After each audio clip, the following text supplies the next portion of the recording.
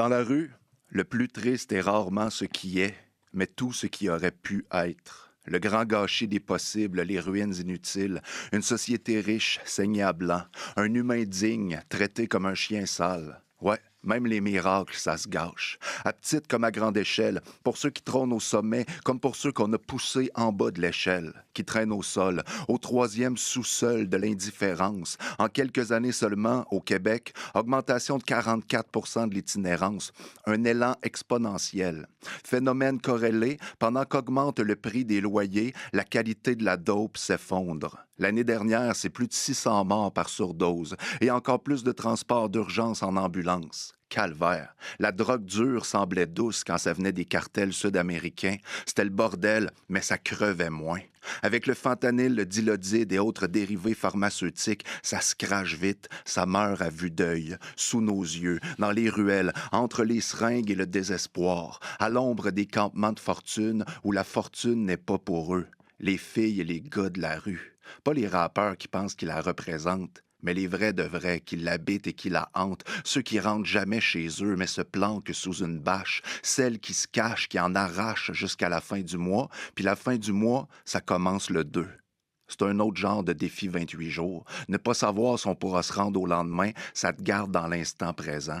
Namasté.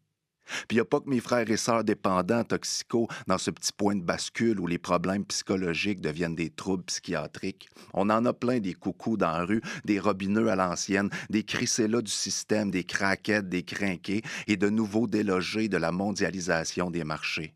Ils n'ont pas fini de nous faire marcher avec leur crise du logement.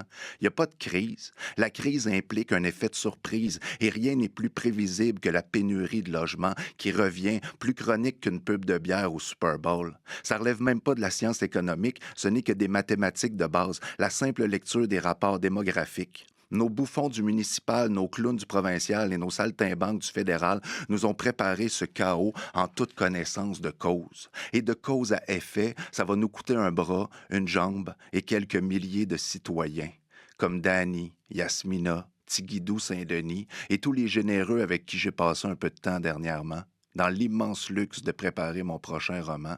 Eux, elles, doivent se préparer à la fin de l'automne, qui deviendra vite un hiver.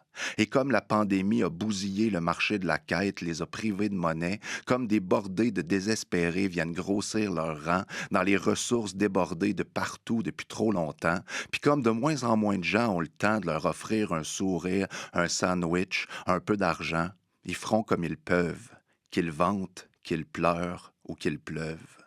On peut regarder ailleurs, mais le monde tombe en ruine, et notre monde se ruine à chaque personne qui tombe dans la rue.